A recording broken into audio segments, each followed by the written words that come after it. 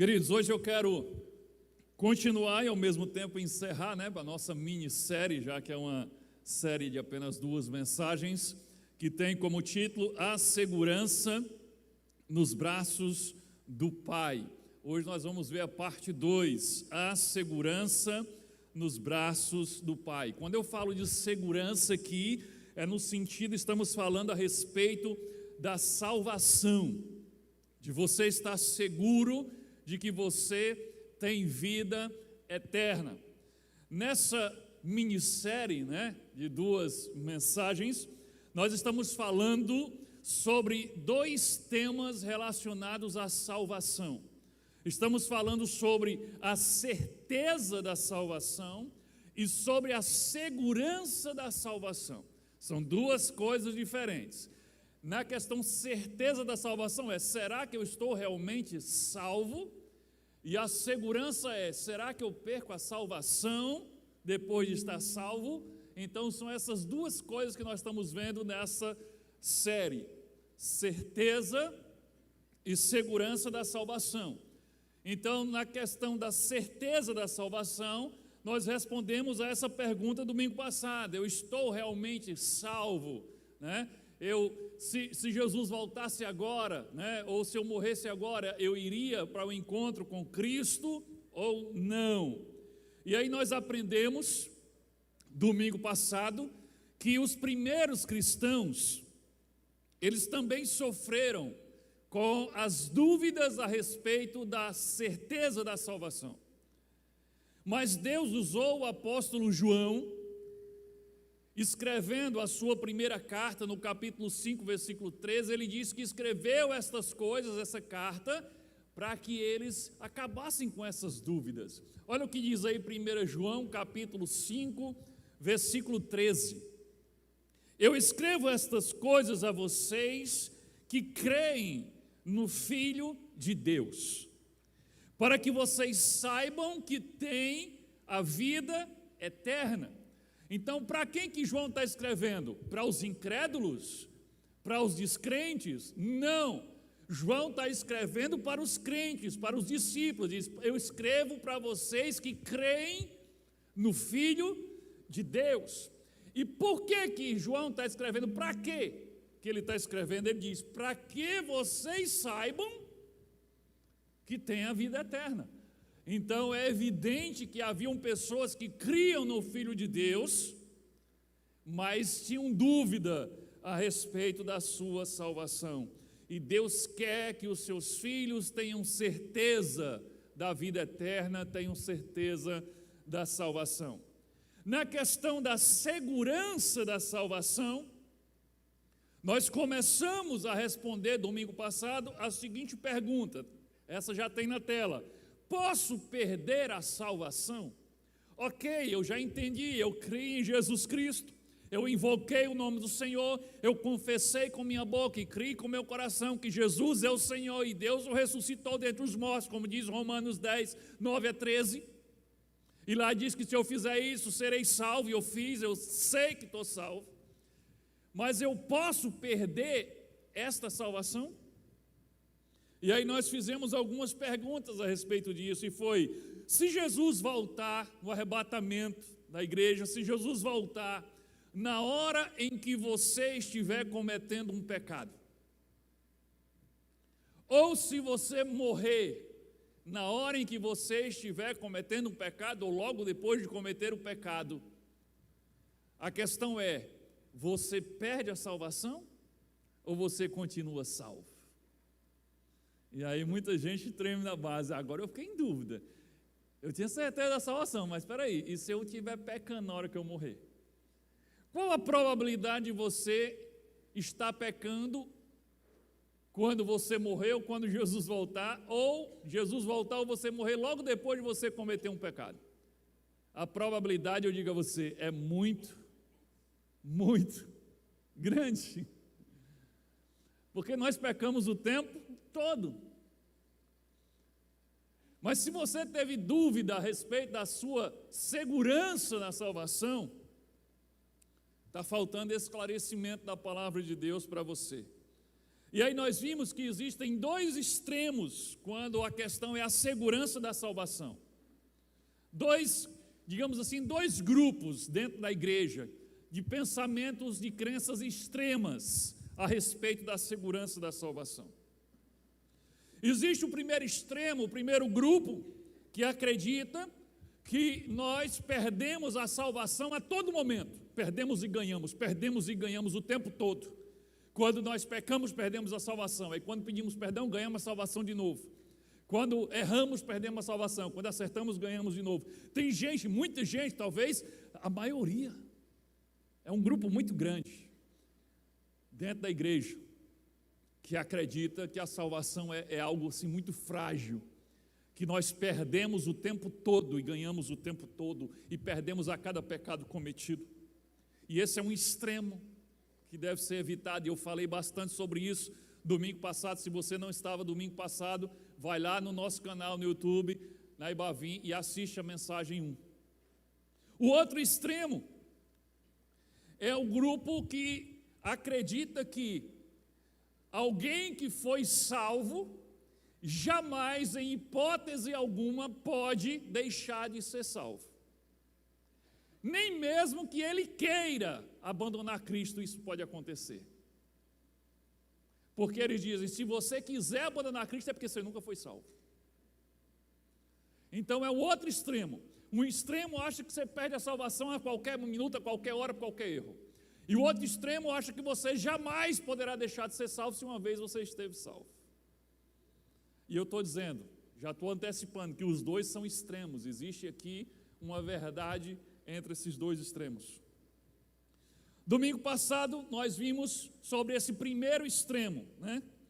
Vimos que nós não perdemos a salvação por causa da nossa incapacidade de não cometer pecados. Nós vimos, não está aí na tela, mas nós vimos o texto do Evangelho de João, capítulo 1, versículo 12, que diz que aquele que receber a Jesus e crer no seu nome será feito o quê? Discípulo de Jesus? Será feito servo de Deus? Não, sabe o que é que diz lá? Será feito filho de Deus. João capítulo 1, versículo 12. Aquele que crê em Jesus, aquele que recebe Ele como seu Senhor, será feito filho de Deus. Então é mais do que discípulo, é mais do que simples servo, você é feito filho de Deus. E é fácil você deixar de ser discípulo, é fácil você deixar de ser servo, mas não é simples você deixar de ser filho. Quantos ex-filhos você conhece? Um filho pode ser deserdado? Pode, mas isso não é uma coisa comum, isso não é uma coisa simples de ser feito. Então, observe a posição em que você está. Se você creu em Jesus de todo o seu coração e o recebeu como seu Senhor, não é uma posição tão vulnerável, não é uma posição tão frágil, que você pode perder essa posição a qualquer momento. Não, porque não é apenas servo, não é apenas discípulo, é filho. Você foi feito filho de Deus. E como é que Deus age com os seus filhos? Olha só, Mateus capítulo 7, versículo 9 ao 11. Olha a comparação aqui que Jesus faz. Qual homem do meio de vocês, se o filho pedir pão, lhe dará uma pedra? Ou se pedir peixe, lhe dará uma cobra? Portanto, se vocês, apesar de serem maus, sabem dar boas coisas aos seus filhos, quanto mais o seu Pai que está nos céus dará coisas boas aos que lhe pedirem. Qual o princípio que eu estou extraindo aqui dessa passagem? Jesus está fazendo uma comparação. Está sobrando aqui no palco, sobrando médio ou é grave, alguma coisa. Jesus está fazendo uma comparação. E a comparação é a seguinte: um pai, mesmo sendo um pecador, um homem comum como vocês, pecadores, isso é Jesus falando, né? Por isso estou dizendo vocês, que somos nós. Sabem dar boas coisas aos seus filhos, sabem ser bons para os seus filhos.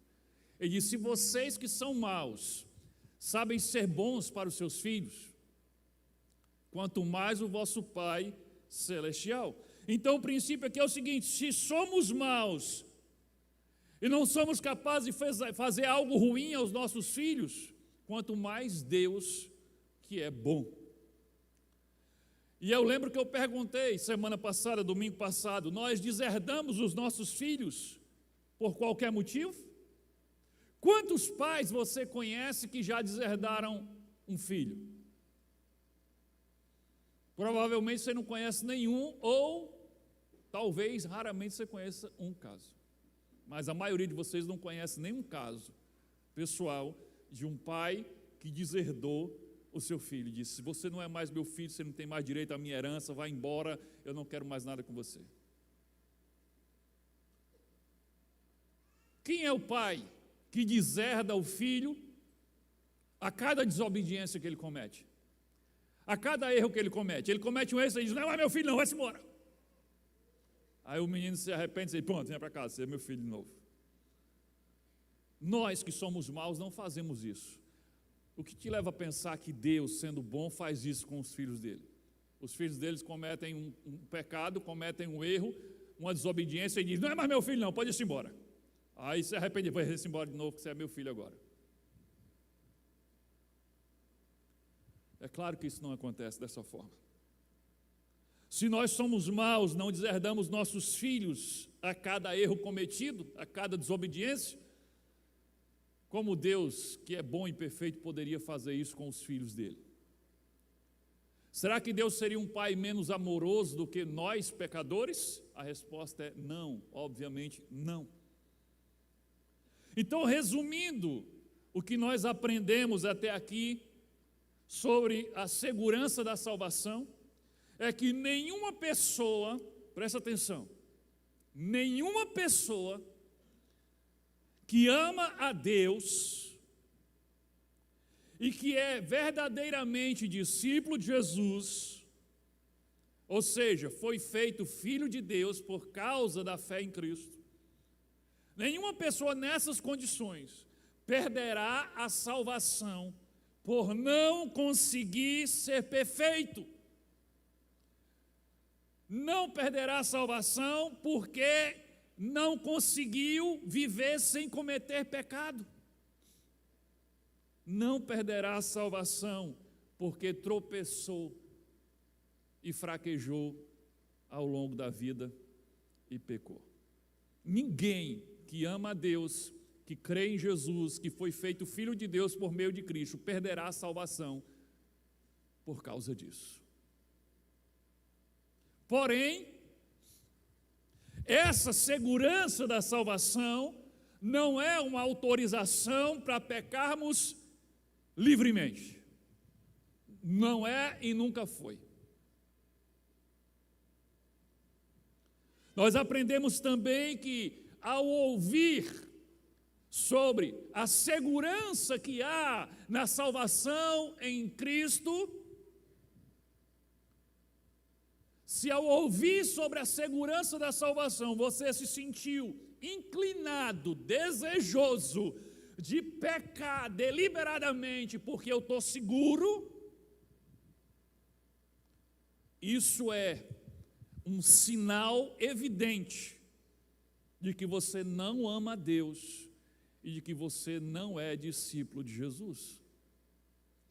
Então, se ao ouvir sobre a segurança da salvação, de que filho não pode ser deserdado assim, não será deserdado assim tão facilmente, de que você não vai ser jogado no inferno a cada pecado que você comete, e você diz: então agora eu posso pecar sem problema. Se essa foi a tua reação, você precisa se converter. Você está vivendo uma mentira. Você está vivendo uma religiosidade vazia e não um relacionamento com Deus. A prova de que alguém é um verdadeiro discípulo de Jesus é que ele não tem prazer no pecado mais. Ele peca, mas o pecado não é mais uma constante. O pecado agora é uma variável. O pecado na vida daquele que se converte de verdade não é mais a regra, agora é a exceção.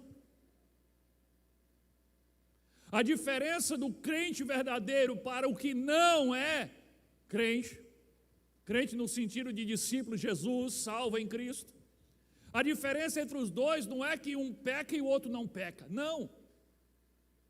A diferença é que um sente muita tristeza e não sente mais prazer no pecado. O pecado deixou de ser algo premeditado, algo que ele faz sem nenhum problema, e começou a ser algo que é fruto de uma fraqueza, de um tropeço,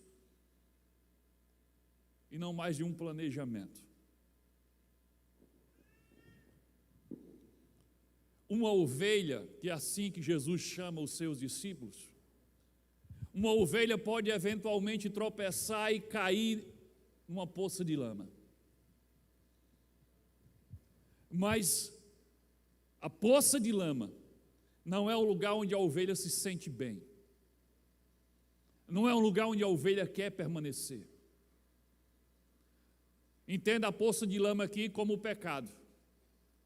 Então o pecado não é um lugar onde você se sente bem, não é um lugar onde você quer permanecer. Eventualmente você tropeça e cai no pecado. Mas quando você cai, você sabe que lá não é o seu lugar. Você não quer ficar lá. É você batendo lá e querendo, já esperneando para sair de lá.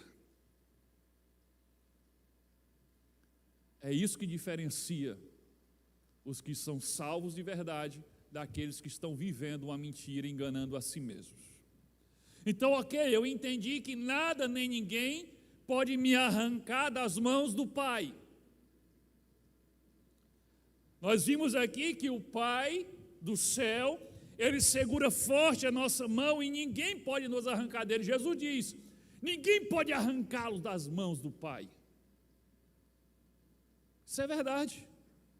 Mas a questão seria a seguinte: seria possível a um filho de Deus soltar intencionalmente a mão do Pai Celestial?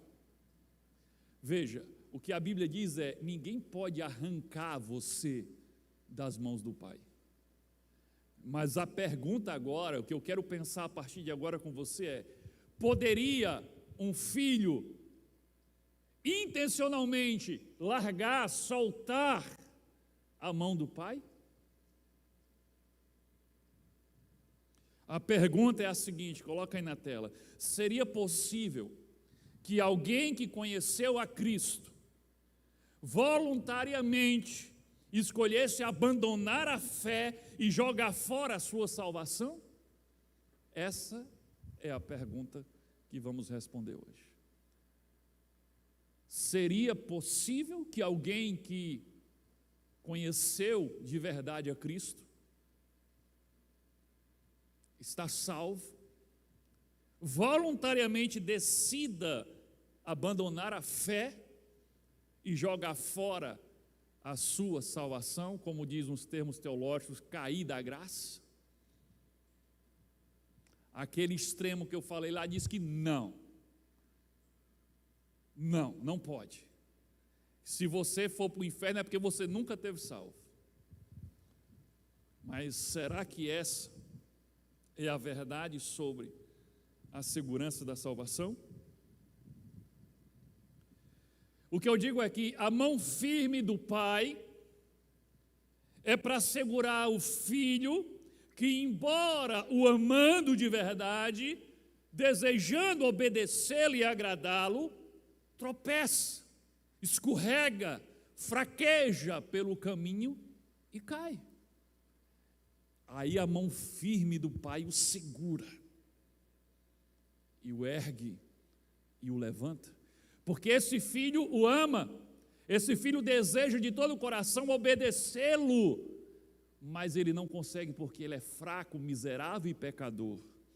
Então o Pai o segura firme e não deixa que o pecado o arranque da mão dele.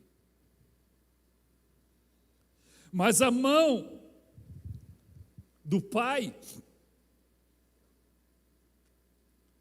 se abre com pesar, mas se abre quando o filho se volta contra ele, ou se volta para ele e diz: não amo mais o Senhor.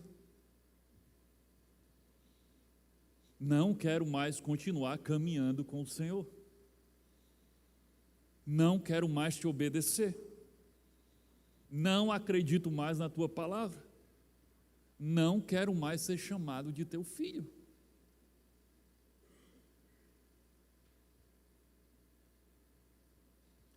Eu vou dar para vocês o exemplo de dois homens que estiveram em situação semelhante, contemporâneos um do outro, igualmente próximos a Cristo, mas que representam esses dois tipos de filho.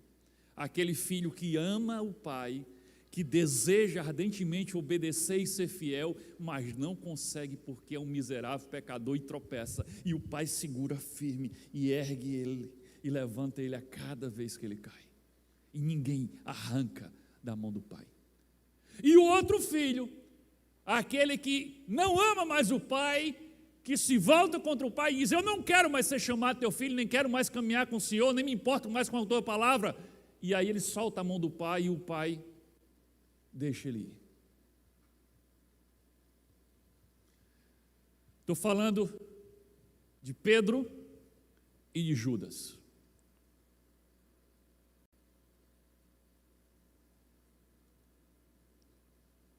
Pedro representa esse primeiro exemplo que eu dei, daquele filho que ama, que deseja ser fiel, que deseja obedecer, mas que é fraco.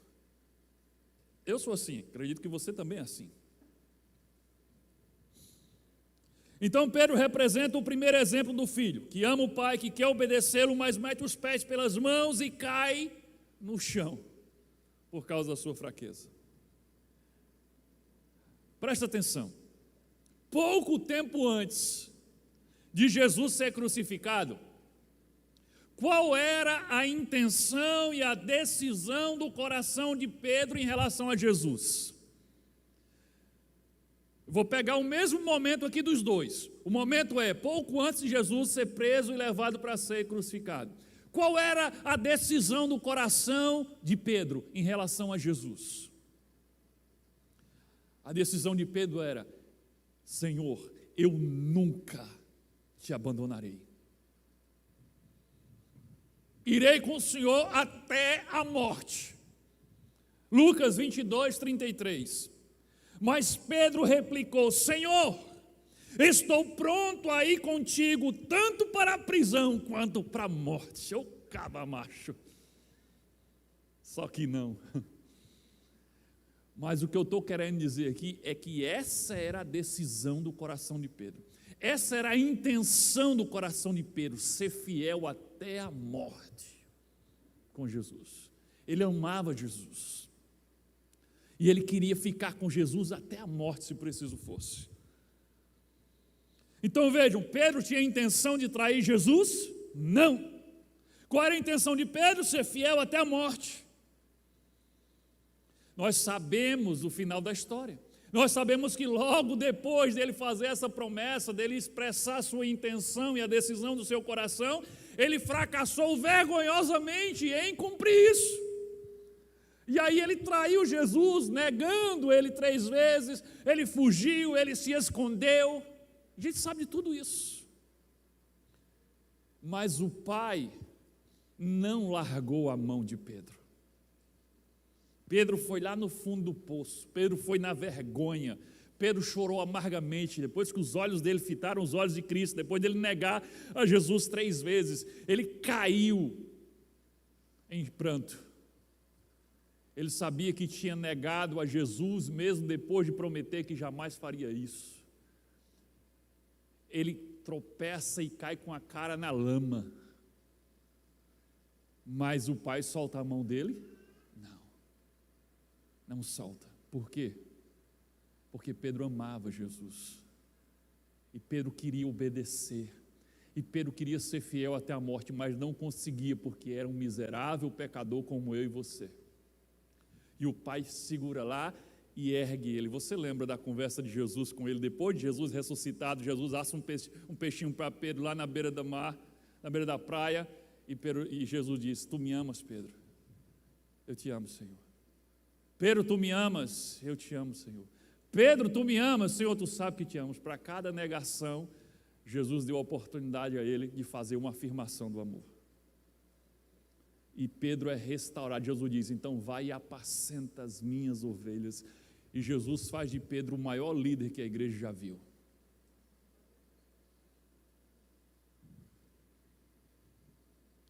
Agora veja o caso de Judas. Judas representa aquele outro exemplo que eu falei, do filho que diz, eu não quero mais ser seu filho. Eu não quero mais andar com o Senhor. Eu não acredito mais na tua palavra. Eu pergunto, qual era a decisão do coração de Judas pouco tempo antes de Jesus ser crucificado? Qual era a intenção do coração de Judas logo antes de Jesus ser crucificado? A intenção dele é, vou entregá-lo aos seus inimigos. Vou vendê-lo e vou abandoná-lo. Mateus capítulo 26, versículo 14 ao 16. Então um dos 12, chamado Judas Iscariote, dirigiu-se ao chefe dos sacerdotes e lhes perguntou, o que me darão se eu entregar a vocês? E eles lhe fixaram o preço, 30 moedas de prata. Desse momento em diante, Judas passou a procurar uma oportunidade para entregá-lo. Judas premeditou a traição. Ele queria vender Jesus, trair Jesus e abandonar Jesus. Ele não queria mais seguir Jesus. Então Judas tinha a intenção de trair Jesus? Sim. Judas ainda queria ser discípulo de Jesus? Não. Por isso o pai solta a sua mão. Porque Judas soltou a mão do pai. Jesus disse inclusive para ele no jantar da ceia, vai e faça o que você quer fazer. Soltou a mão. Judas estava com aquele filho querendo tirar a mão e Jesus disse, ok, vá, faça o que você quer fazer. E ele sai de lá e vai vender Jesus, entregar Jesus, trair Jesus. Ao contrário de Pedro, Judas desistiu de caminhar com Jesus. Judas não acreditava mais que Jesus era o Filho de Deus, nem o Messias, nem o Salvador.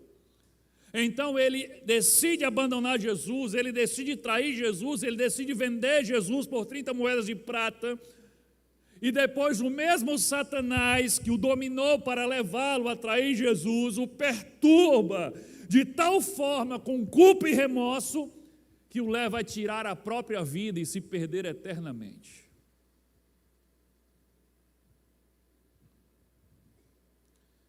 Alguns, aqueles irmãos do extremo que eu falei, eles vão argumentar. Judas nunca esteve ao lado de Jesus de verdade. O pai não soltou a mão de Judas. A verdade é que o pai nunca segurou a mão de Judas, vão dizer eles. E aí eu discordo piamente dessa visão. Judas decidiu seguir Jesus antes mesmo de ser convidado para ser apóstolo. Se você conhece a história, você sabe. Jesus escolheu os apóstolos entre aqueles que já o seguiam. Judas já tinha largado tudo para seguir a Jesus.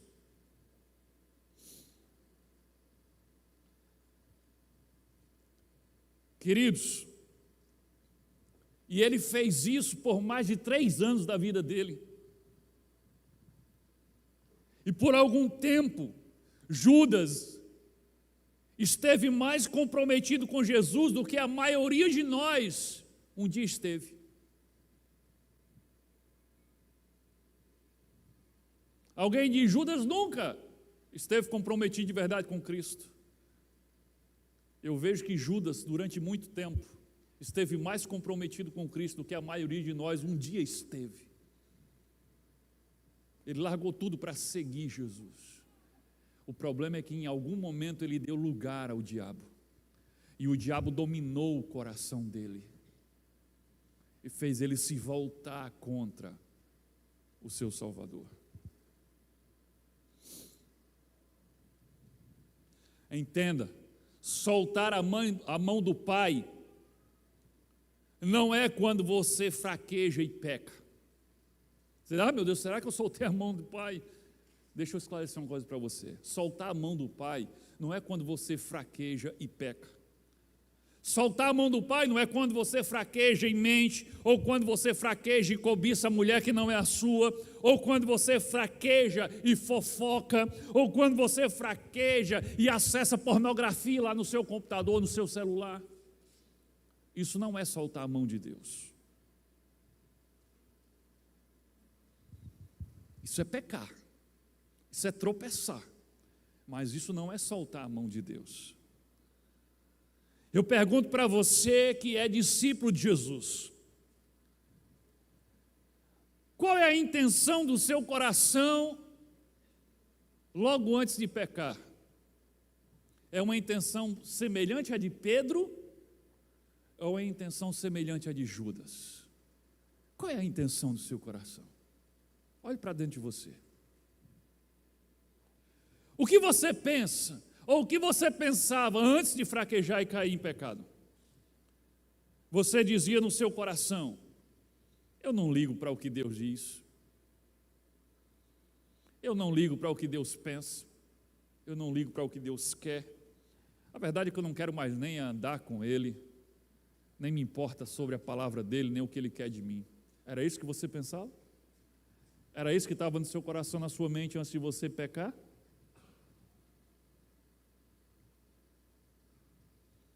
Não?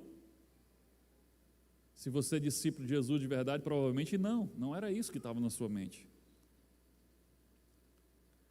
O que estava na sua mente, no seu coração, é que você sinceramente queria obedecer a Deus. O que você queria mesmo era parar de pecar. Como você queria? Se tivesse um botãozinho lá, 2 botõezinhos, um era pecar e o outro é parar de pecar, qual você apertaria? Se esse botãozinho tivesse o poder de dizer fazer o que está escrito nele, eu apertaria o parar de pecar, porque é o que eu quero, embora eu não consiga. É assim também com você? É isso que está no seu coração? É esse o desejo do seu coração? O seu desejo é obedecer a Deus, o seu desejo é ser fiel a Ele, mas aí você é fraco, você é falho, você é miserável, pecador, e você acaba caindo em tentação. Acaba dizendo aquilo que você disse que jamais diria novamente, acaba pensando aquilo que você disse que não iria mais pensar, acaba fazendo o que você disse que não ia mais fazer.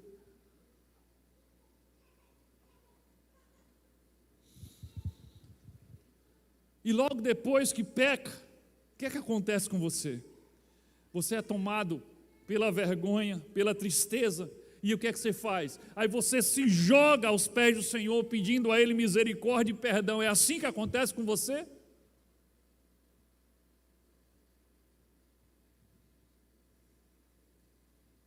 Se é isso que acontece com você, se é isso que você sente em relação ao pecado, em relação a Deus, então, querido, pode ficar tranquilo. Você não está soltando a mão do Pai. E o Pai não vai soltar a sua mão. Não vai. Diga aí para a pessoa do seu lado, o Pai não vai soltar a sua mão. Pode dizer aí.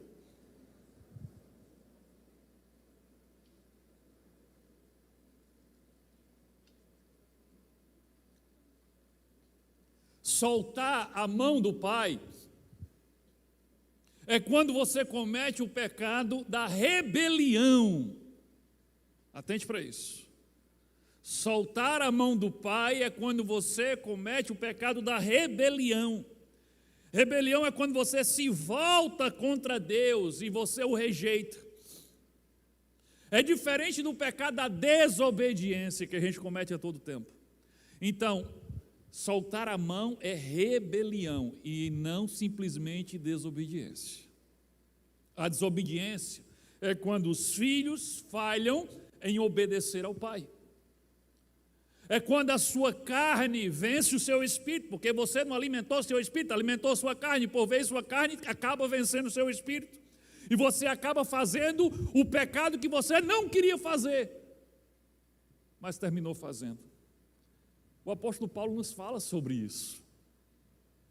Romanos capítulo 7, versículo 19, ele diz: pois o que faço não é o bem que desejo, mas o mal que não quero fazer, esse continuo fazendo. Quem se identifica aqui com Paulo? Essa é a luta, essa é a guerra entre a carne e o espírito que está dentro do coração de todo aquele que é discípulo de Jesus. O que eu quero mesmo é parar de pecar, o que eu quero mesmo é ser fiel, completamente fiel, o que eu quero mesmo é obedecer a Deus 100%, mas não é o que eu faço. Eu não consigo ser assim. Eu acabo fazendo o mal que eu não quero fazer, pensando no que eu não quero pensar, como Paulo está dizendo. Mas a rebelião, isso aí é desobediência, mas a rebelião é quando você começa a duvidar do Pai, é quando você começa a duvidar da palavra do Pai, é quando você começa a duvidar do amor do Pai por você, e você se volta contra Ele e dá as costas para Ele.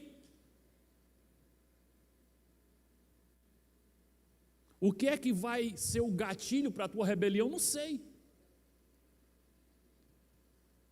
Pode ser uma tragédia. Jesus disse que nesse mundo nós teremos aflições, e pode ser que essa aflição chegou até você, como Jesus disse: olha, vai ter aflição nesse mundo. Aí a aflição chegou até você, teve uma tragédia. E aí quando a tragédia aconteceu, você se voltou para Deus e disse: o Senhor não me ama, eu não acredito no teu amor, eu não acredito mais na tua palavra, eu não quero mais andar com o Senhor. A não ser que isso seja apenas a reação, uma reação impensada de alguém ferido, que depois cai em si e diz: Deus me perdoa, que besteira que eu falei. Se isso é uma coisa que vai perdurar e vai nortear agora a tua vida, isso é rebelião. Você duvidou do amor de Deus, você duvidou da palavra de Deus, e você diz: eu não quero mais saber do Senhor. Entendeu o que é soltar a mão de Deus? É o que aconteceu com Judas, é o que aconteceu com o filho pródigo na parábola que Jesus contou em Lucas 15. Você lembra da parábola de Lucas 15? Quando a ovelha se perde, lembra, a parábola de Lucas 15 tem 3 partes: a ovelha perdida, a moeda perdida e o filho perdido.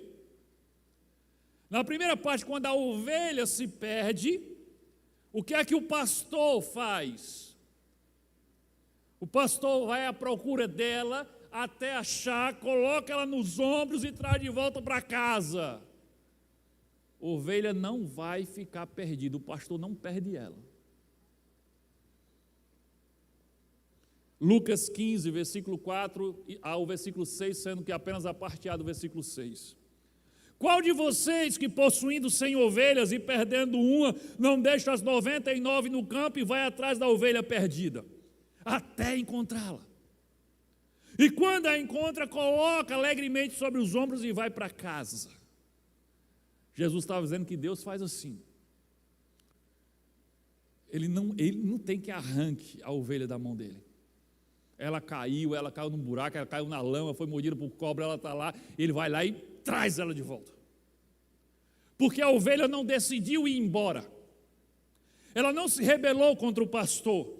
Ela apenas se perdeu. Ela estava berrando, desesperada, desejando ser encontrada, e o pastor não a deixou, em hipótese alguma. Mas o que acontece no final da parábola, quando o filho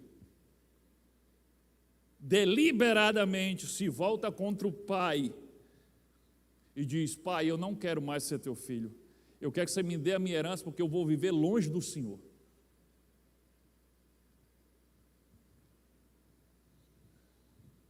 O que é que o pai faz? O pai agarra ele e segura ele e não deixa ele embora? Lucas 15, versículo 12 ao 13. O mais novo disse ao seu pai: pai, quero a minha parte na herança. Aqui ele estava dizendo assim, pai, eu quero que o senhor morra. É isso que ele estava dizendo. Eu quero a minha herança. O pai estava vivo, é falta de respeito. Ele estava dizendo, o meu desejo é que o senhor não exista. Vamos antecipar as coisas. O senhor vai morrer para mim agora, me dê minha herança.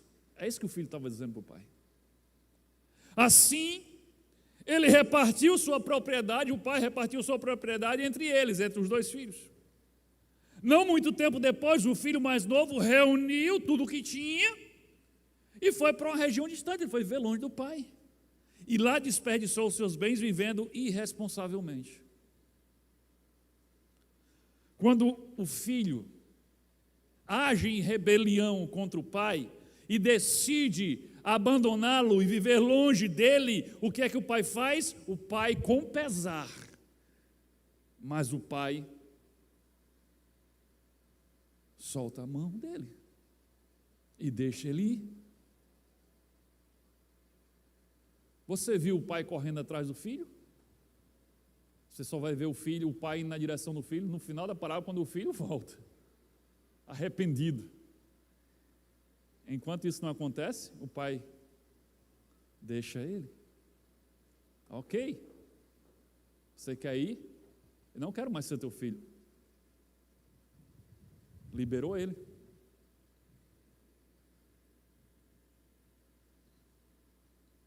O que eu estou dizendo é que sim, existe a possibilidade de uma pessoa que conheceu a Jesus, que recebeu o Evangelho, que esteve salvo, possa jogar fora o seu relacionamento com Deus e, consequentemente, a sua salvação.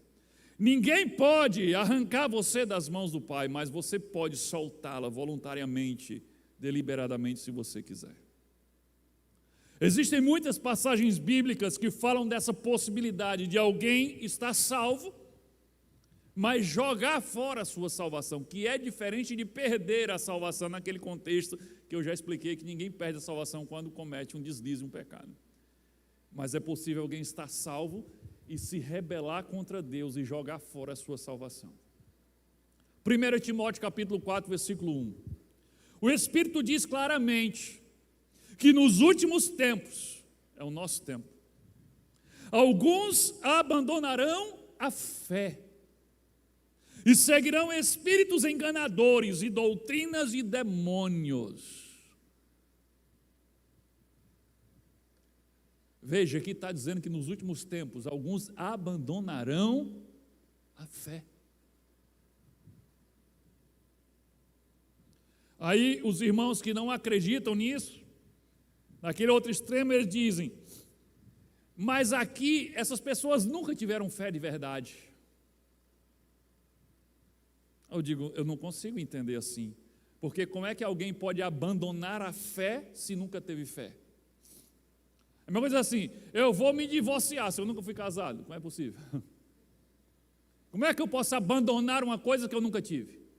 Como é que eu posso abandonar a fé se eu nunca tive fé? É claro que o texto está falando de alguém que vivia a fé, mas que nos últimos tempos vão abandonar a fé, porque foram enganados com doutrinas de demônios.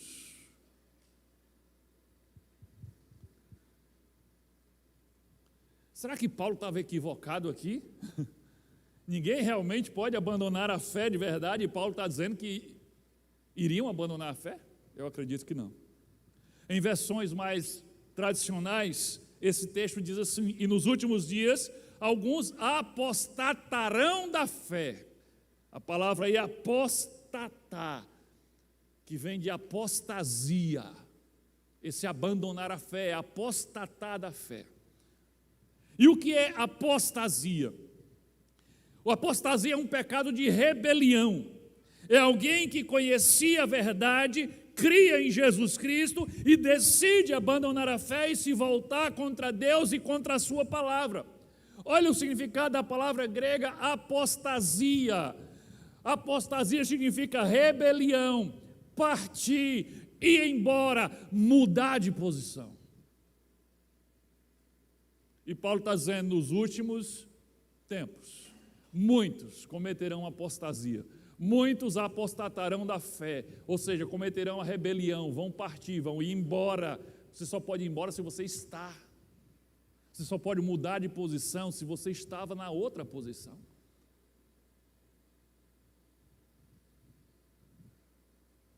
Então, claramente, o texto está falando de pessoas que criam em Jesus, que viviam a fé, mas que abandonarão a fé, porque foram enganadas pelos demônios. Veja os próximos textos, se não fica mais claro ainda, 2 Pedro capítulo 2, versículo 1. No passado surgiram falsos profetas no meio do povo, como também surgirão entre vocês falsos mestres. Estes introduzirão secretamente heresias, são falsas doutrinas destruidoras. Olha só, chegando a negar o soberano que os resgatou. Chegando a negar o soberano que os resgatou, trazendo sobre si mesmos. Ou seja, eles não tinham, eles vão trazer sobre si mesmos repentina destruição. Então atente, negar o soberano que os resgatou. Ou seja, esses falsos crentes, esses falsos mestres, esses líderes que irão se perverter e enganar o rebanho, eram pessoas que um dia foram resgatados pelo Senhor, mas passaram a negar o Senhor que os resgatou. E com isso trouxeram sobre eles mesmos o quê? Repentina destruição. 2 Pedro capítulo 2, versículo 20 a 22. Se tendo escapado das contaminações do mundo, por meio do conhecimento do nosso Senhor e Salvador Jesus Cristo, olha só, para aí. Pedro está falando de quem? De pessoas que escaparam de quê? Da contaminação do mundo. Como é que eles escaparam? Por meio de Jesus Cristo, do conhecimento da palavra do Senhor Jesus Cristo. Se a gente parar aqui, Pedro está falando de quem? De um crente ou de um descrente? Não ouvi. De um crente. Pessoas que foram resgatadas da contaminação do mundo por meio do conhecimento do nosso Senhor e Salvador Jesus Cristo. Aí o que diz agora? Essas pessoas encontram-se novamente. De repente essas pessoas encontram-se novamente nelas enredados. Nelas o quê? Nas contaminações do mundo. De repente essas pessoas se voltam, se acham misturados, sujos de novo nas contaminações do mundo. E por elas dominados. Estão em pior estado do que no princípio, antes de serem libertos dessa contaminação na primeira vez. Aí diz, teria sido melhor que não tivesse conhecido o caminho da justiça, do que depois de terem conhecido, voltarem as costas para o santo mandamento que lhes foi transmitido. Confirma-se neles que é verdadeiro o provérbio: o cão voltou ao vômito, e ainda a porca lavada voltou a revolver-se na lama. Claramente o apóstolo está falando de alguém que vivia sujo, foi limpo e voltou a se sujar. Alguém que vivia enredado, entrelaçado, dominado pelas impurezas do mundo, foi resgatado por Cristo, mas deu as costas para o Cristo que o salvou e voltou ao vômito, como o cachorro que volta ao vômito. Agora veja Hebreus capítulo 6, versículo 4 a 6. Ora, para aqueles que uma vez foram iluminados, provaram do dom celestial. O que é o dom celestial? Lembra de Efésios 2,8? Mas isso não vem de vós, é dom de Deus, é salvação. Provaram do dom celestial, tornaram-se participantes do Espírito Santo. Gente, não tem dúvida aqui. Foram iluminados, provaram do dom celestial que é a salvação e tornaram-se participantes, ou seja, receberam o Espírito Santo. experimentaram a bondade da palavra de Deus e os poderes da era que há de vir, ou seja, experimentaram a vida eterna, e caíram. Cair aqui não é cometer pecado, aqui é cair da graça. E caíram, perderam a salvação, se afastaram. Ele está dizendo aqui, é impossível que sejam reconduzidos ao arrependimento, pois para si mesmos estão crucificando de novo o Filho de Deus. O que seria crucificando de novo o Filho de Deus? Rejeitando de novo Ele, sujeitando-o à desonra pública. Claramente o autor de Hebreus está dizendo, alguém que foi iluminado, que experimentou o dom celestial, que recebeu o Espírito Santo, que creu e viveu e desfrutou da palavra de Deus, mas caiu.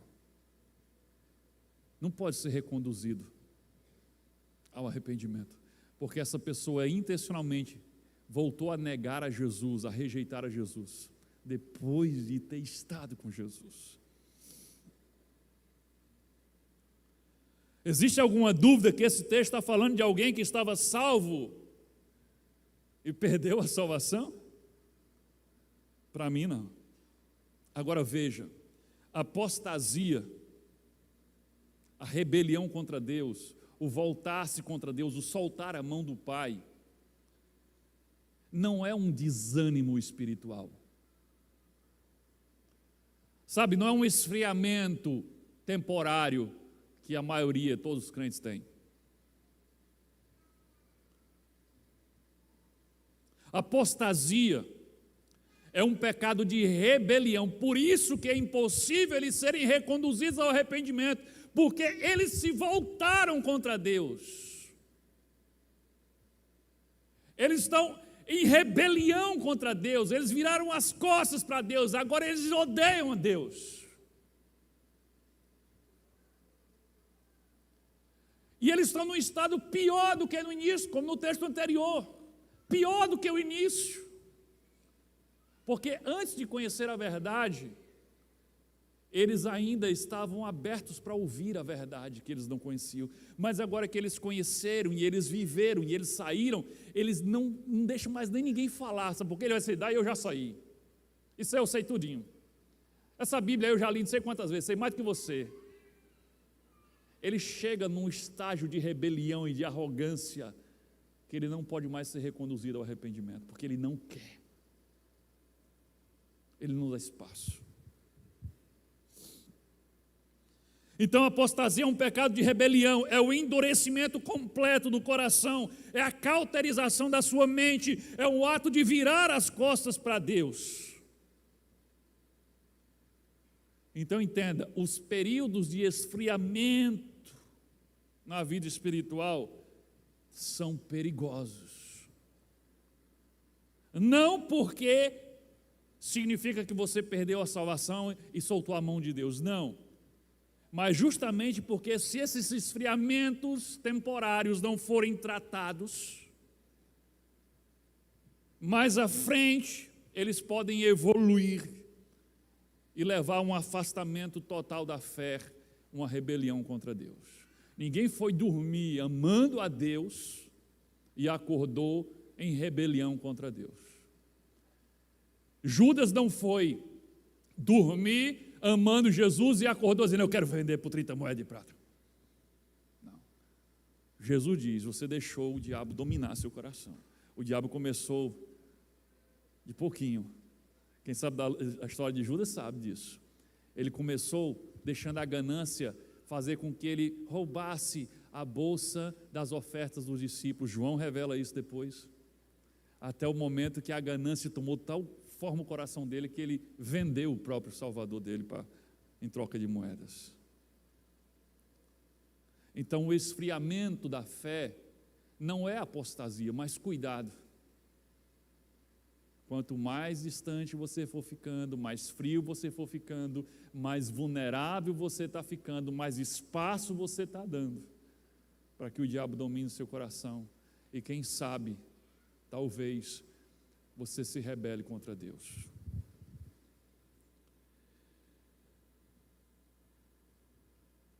Veja esse exemplo de apostasia.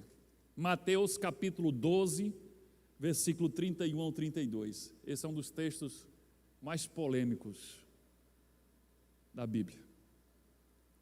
Por esse motivo eu lhes digo: todo pecado e blasfêmia serão perdoados aos homens, mas a blasfêmia contra o Espírito não será perdoada.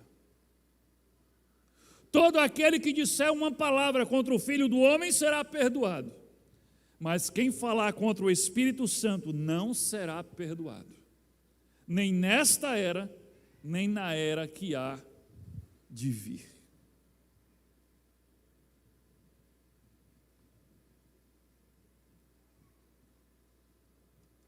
Esse é o texto que fala do pecado imperdoável. É um dos textos mais polêmicos da Bíblia.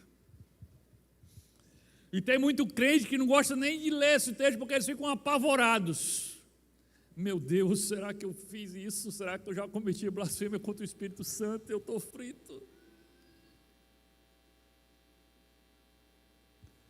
Só abrir um parênteses: se você tem essa preocupação, meu Deus, será que eu cometi blasfêmia? Se você tem essa preocupação, você não cometeu. Pronto. Sossega. Se você está com essa preocupação, é porque você não cometeu. Ninguém que blasfema contra o Espírito Santo fica preocupado com isso. Fica preocupado com perdão. Não. Querido, um crente, aliás, um não crente, você pode pensar assim: será que no tempo que eu não conhecia a verdade, será que eu não blasfemei? Deixa eu dizer uma coisa para você, presta atenção. Um não crente não pode cometer o pecado de blasfêmia contra o Espírito Santo. Como é que é? É isso aí, eu vou explicar, mas anota aí. Um não crente não pode cometer o pecado de blasfêmia contra o Espírito Santo. Por quê? Porque o pecado de blasfêmia contra o Espírito Santo é um pecado de apostasia. E só pode ser cometido por alguém que conhece o Espírito Santo e já o recebeu. Quem pode cometer o pecado da blasfêmia contra o Espírito Santo são aqueles que já viveram na fé. Por que eu digo isso? Porque pecados cometidos por ignorância, no tempo da ignorância, a Bíblia diz que são todos perdoáveis. Captou? Pecados cometidos por causa da ignorância, ou seja, da falta de conhecimento, eles são perdoáveis.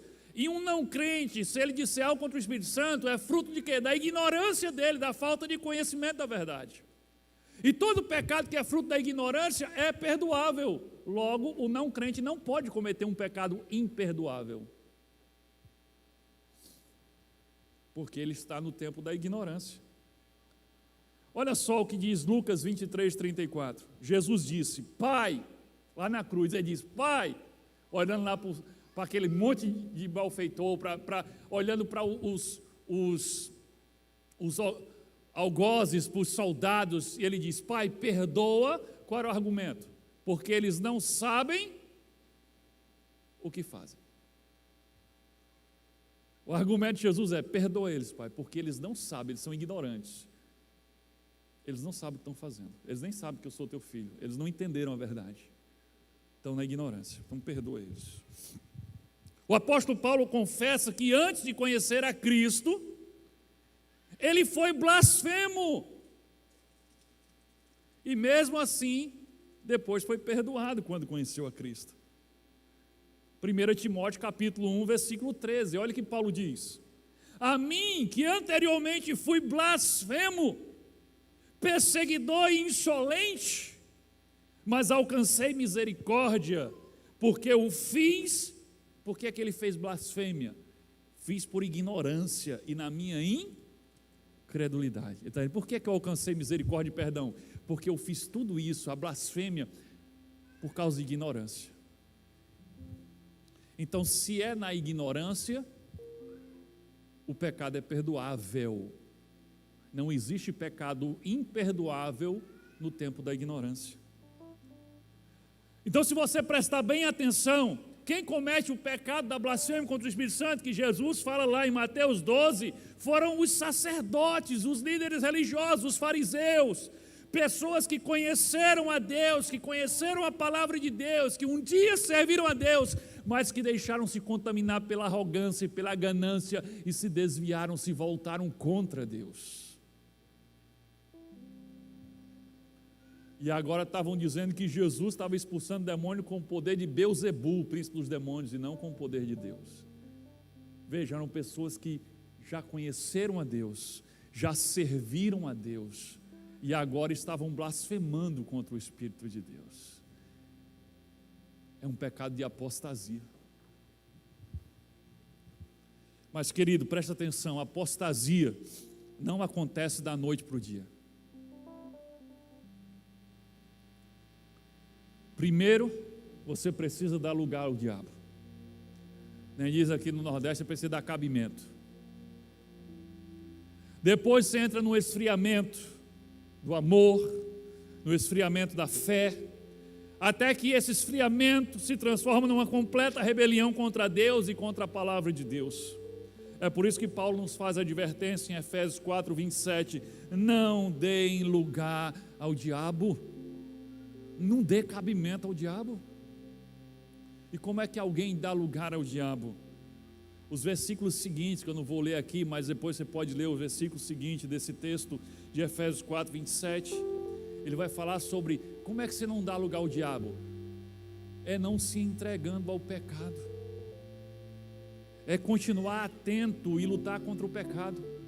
Ele diz, quem furtava não furte mais, nenhuma palavra torpe saia da sua boca, livrem-se de toda amargura, indignação e ira, gritaria, calúnia, maldade, sejam bondosos, compassivos uns para com os outros, perdoem uns aos outros.